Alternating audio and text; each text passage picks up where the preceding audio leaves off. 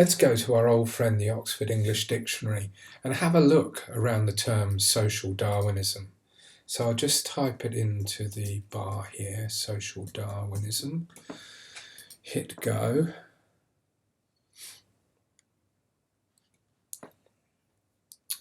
And it comes up under social itself, so let's search down to Darwin. There we go, it's come up for me. Social Darwinism, noun, originally from sociology, also with capital initial in the first element, the theory that societies, classes and races are subject to and a product of Darwinian laws of natural selection.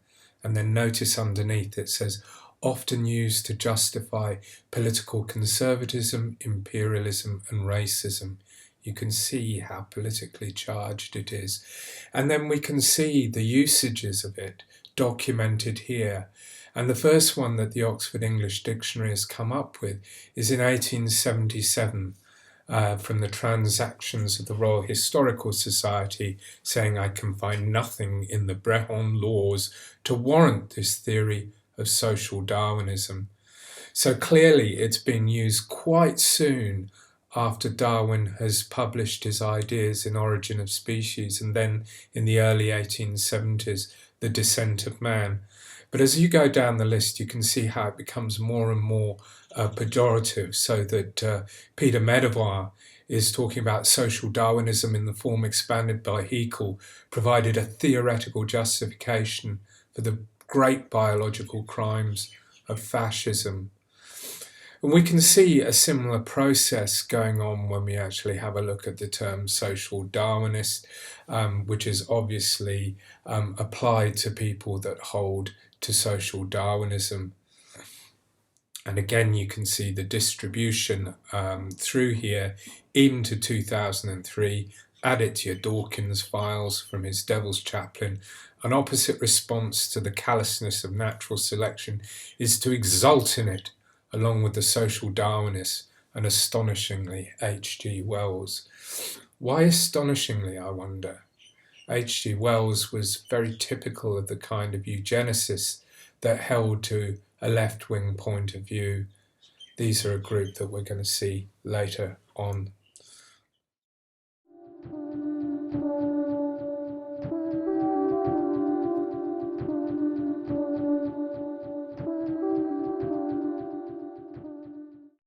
Social Darwinism is a phrase that is often bandied about.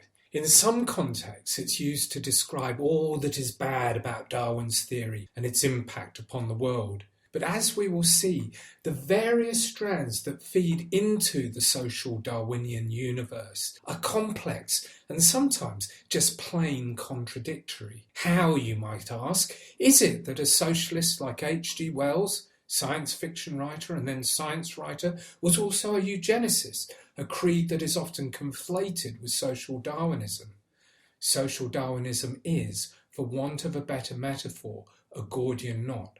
Well, here are some initial premises for you to think about, with a particular emphasis upon the role of Herbert Spencer, who is often described as the architect or the original author of social Darwinism. Let's start by providing a provisional answer to the question of the lecture about whether Darwin was a social Darwinian. And let's do so by summarising where most historians, if not scientists, sit. In the last 30 years, most of these, that's the historians, believe that Darwin was a social Darwinist, but we'll come to that later. Some, however, take a slightly more sophisticated view and maintain that social Darwinism is a misnomer, a tautology.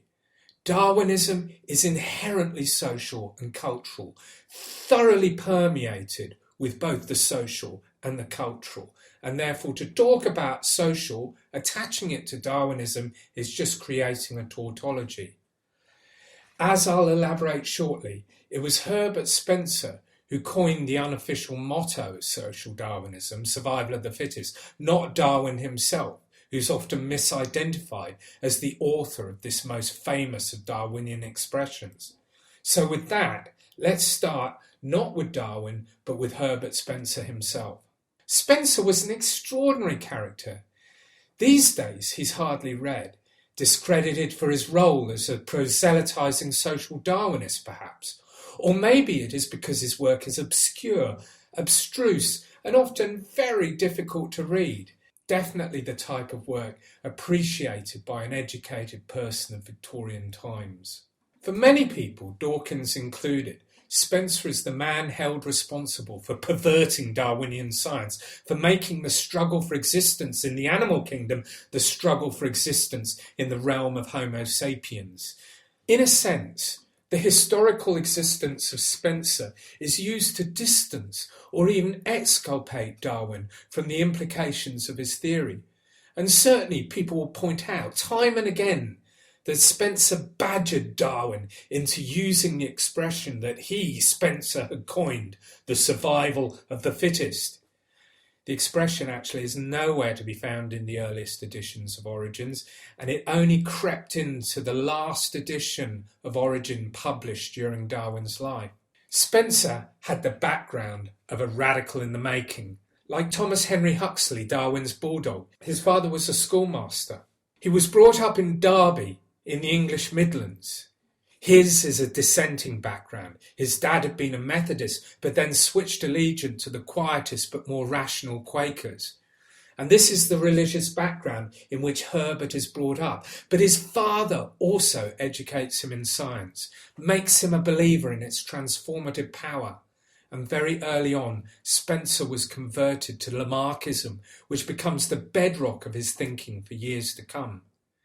Spencer worked as a journalist. He even became a sub-editor on The Economist. He's mixing in similar circles to Darwin. Those are the liberal utilitarians like John Stuart Mill and Harriet Martineau. These are people that are part of his circle, and they're influencing him greatly. During the 1840s, he develops a theory of human social development which combines Malthus and Lamarck. It is almost Darwinism avant la lettre.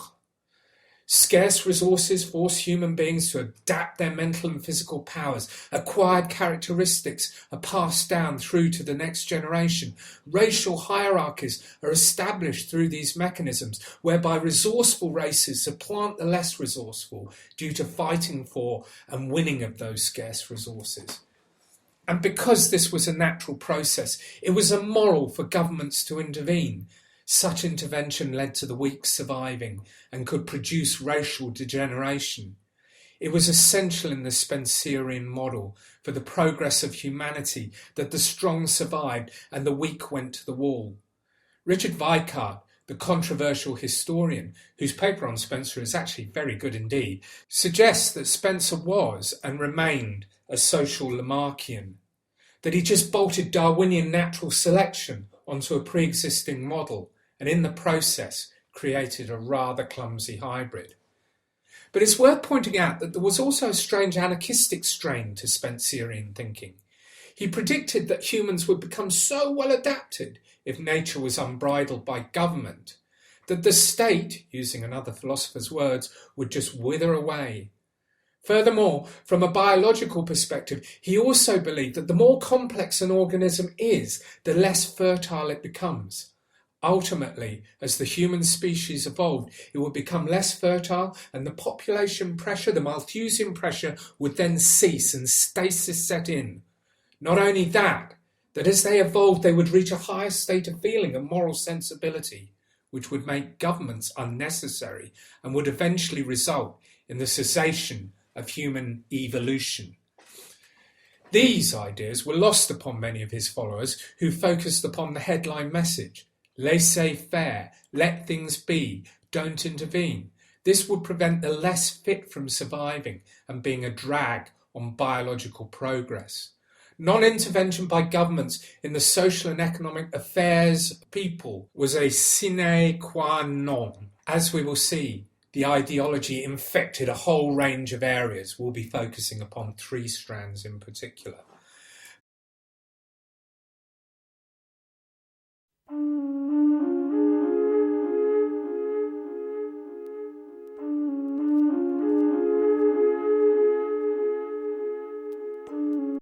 But let us just look at the generalised social Darwinian programme as expounded by Bannister and repeated by Weikart.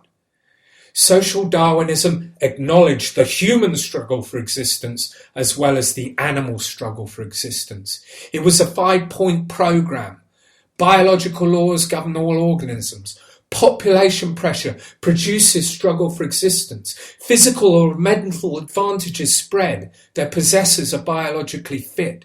Selection and inheritance produces new species and eliminates others.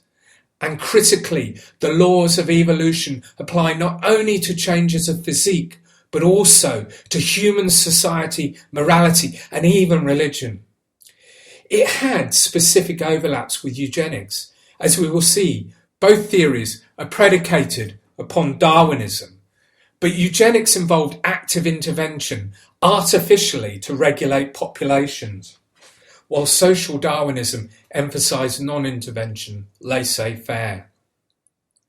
Social Darwinism was a mode of sociological explanation, but whether Spencer or his followers liked it or not, it also provided a rationale for certain behaviours and actions, albeit unregulated by the authority of the state and governed by the nature of the individual.